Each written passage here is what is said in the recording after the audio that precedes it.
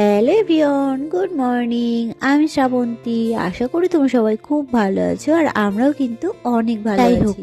আমার এক দেওরের বিয়ে, আর তার জন্যই আজ আমরা আইবুড়ো ভাত দেবো।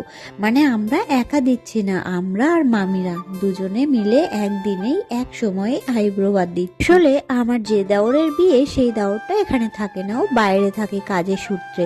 বিয়ে পারপাসই ও বাড়িতে এসেছে কয়েকদিনের জন্য। যারা বিয়ের আর হাতে গোনা কয়েকটা দিন মাত্র বাকি, তো আমরা যে ওকে আইবুড়ো ভাত খাওয়াবো সেই সময়টাই ওর হয়ে উঠছিল না। তো যার কারণে বললাম চলো আমরা দুবারই একদিনেই একসাথে দিয়ে দিই। সেরকম কথা মতোই কাজ হচ্ছে, মানে আমরা আর মামিরা দুবারই মিলে একদিনে একসাথেই আইবুড়ো ভাতটা দেওয়া হচ্ছে।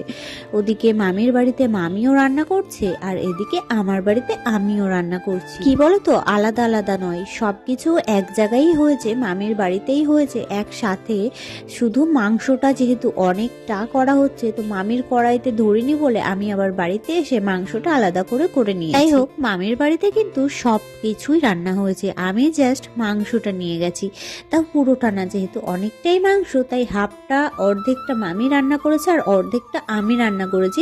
আমাদের রান্না বান্না কিন্তু একদম কমপ্লিট হয়ে গেছে সবটা। এখন আমি মাংস তুলতে বসেছি, মানে সমস্ত কিছু যাকে আইবুড়ো ভাত দেবো সেই দেওরের জন্য আলাদা আলাদা ভাবে তুলতে বসেছি। যাই হোক, ওদিকে কিন্তু আমার সমস্ত কিছু বাটিতে বাটিতে আলাদা ভাবে তোলা হয়ে গেছে। এখন আমি ভাতটাকে গুছিয়ে নিচ্ছি সুন্দর করে। সবটা কিন্তু মানে সাজানোটা পুরোপুরি ভাবে আমি নিজে হাতেই করেছি।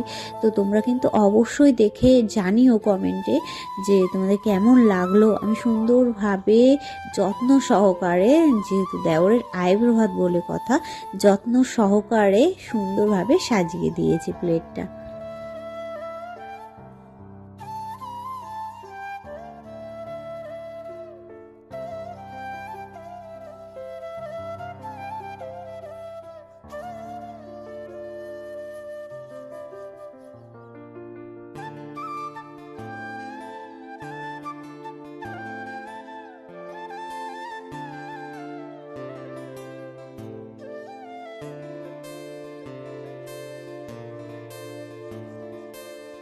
জানো তো, আজ ভীষণ আনন্দ হচ্ছে। আর মাত্র হাতে গোনা কয়েকটা দিন বাকি আমার দেওরের বিয়ে হতে।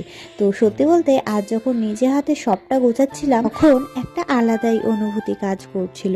তো যাই হোক, দেওরের বিয়ে, আমি হচ্ছে বৌদি, তো সবটা মিলিয়ে মিশিয়ে ভীষণভাবে দেওরের বিয়েতে এনজয় করব, আর সবটা তোমাদের সাথে শেয়ার করব। যাই হোক, তোমরা তো দেখে নিয়েছো আমার দেওরকে আমি কত সুন্দরভাবে সাজিয়ে গুছিয়ে খেতে দিয়েছি, আর কত রকম আইটেম রান্না করা হয়েছে। রান্নাগুলো কিন্তু সবকটাই খুব ভালো হয়েছিল। যাই হোক, তোমরা কিন্তু অবশ্যই কমেন্টে জানিও কেমন লাগলো তোমাদের আজকের এই মিনি ব্লগটা। আজ তবে আসি, চলো টাটা।